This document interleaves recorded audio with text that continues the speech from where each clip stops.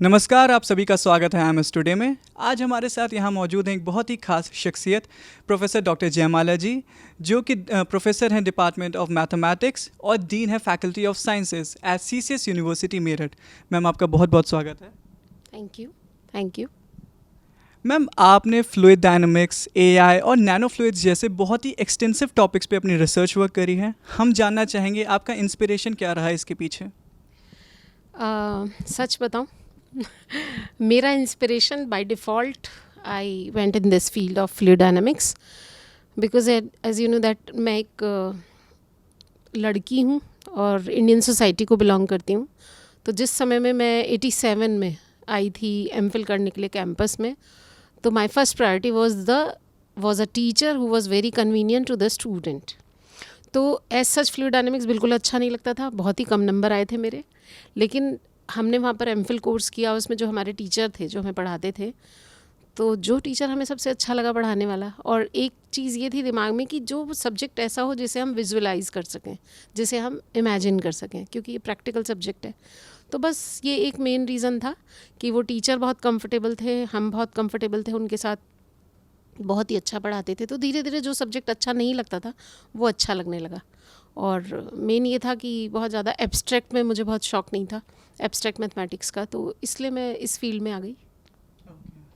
Ma'am, मेरा अगला question ये है कि आज के स्टूडेंट्स के लिए मैम AI का यूज़ और रोल उनकी लाइफ में कितना ज़्यादा इम्पोर्टेंट हो गया है? आप इसे किस नज़रिए से देखते हैं?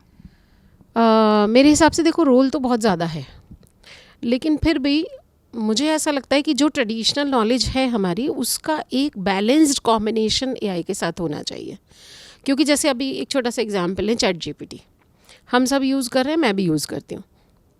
एक यूज़ उसका ये है कि आपने एक टॉपिक डाला और आप कितने प्रॉम्प्ट इंजीनियरिंग में कितने एक्सपर्ट हैं, आपने जितने अच्छे उसके साथ क्वेश्चंस दिए उतना अच्छा उसने आंसर दे दिया। Now you are not reading at all, you are just copying and pasting and submitting your project or whatever।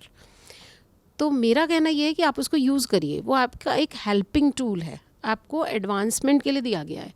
आप उसको मिसयूज़ मत करिए, आप उससे कॉपी पेस्ट मत करिए। उससे इन्फॉर्मेशन ले ली, आपने डाल दी और आपसे पूछा गया ये है क्या, वो आपको नहीं पता है, तो आप फेल हैं इस चीज़ में। जैसे ओपन बुक सिस्टम कभी आया, वो इसलिए आया था कि स्टूडेंट तैयारी करके आए और जहाँ उसे हेल्प चाहिए वहाँ वो हेल्प ले, जो फॉरेन कंट्रीज़ में बहुत सक्सेसफुली इम्प्लीमेंटेड है। लेकिन हमने क्या किया, हमने सोचा हम पढ़ के नहीं जाएं और हम ओपन बुक सिस्टम में वहीं देखें और वहीं आंसर लिख दें, तो वो अनसक्सेसफुल हो गया, इंडिया में नहीं चल पाया। ऐसे ही AI है, AI एक बहुत एडवांस टूल है जो हर फील्ड में अपना काम कर रहा है, तो उसका ह्यूमन रिप्लेसमेंट भी ना हो और मिसयूज़ भी ना हो। Otherwise it is very important, it is important for all in all fields. What do you think आज के जो स्टूडेंट्स हैं मैम, उनको जो क्लासरूम स्टडी प्रोवाइड की जा रही है एंड उनको जो प्रैक्टिकल नॉलेज मिल रही है बाहर, उसके बीच में कितना गैप है? मतलब क्लासरूम स्टडी और उनकी जो प्रैक्टिकल लाइफ की जो स्टडी है, जो प्रैक्टिकल लर्निंग है, उसके बीच में कितना बड़ा गैप है या फिर डिफरेंस आप कह सकते हो? इसे भी देखो आप ना इंस्टीट्यूशन पर्सपेक्टिव में देख सकते हो, it depends on the institution और the universities. Many universities are focusing on practical knowledge, खासकर जितनी अब ये एडवांस यूनिवर्सिटीज़ इंट्रोड्यूस हुई हैं, आई हैं, even in India, they are working on this aspect that they should give the practical knowledge. ये गैप बहुत ज़रूरी है पूरा होना। जो हम खाली बुकिश नॉलेज दे रहे हैं वो बिल्कुल भी ठीक नहीं है, बिल्कुल भी ठीक नहीं है। ना तो हम स्टूडेंट्स का इंटरेस्ट उसमें जनरेट कर पा रहे हैं, केवल एक मार्क्स बेस्ड हो गई है कि हमें एग्ज़ाम देना है, हमें पास होना है, वो ख़त्म तो होना चाहिए। हो रहा है, कोशिश हो रही है, NEP में वही सब कोशिश की गई है। तो हम अगर उसको अच्छे से इम्प्लीमेंट करते हैं, 33 साल बाद आप नई एजुकेशन पॉलिसी लाते हैं, कुछ नया करना चाहते हैं, उसके पीछे मोटिव बहुत अच्छा है।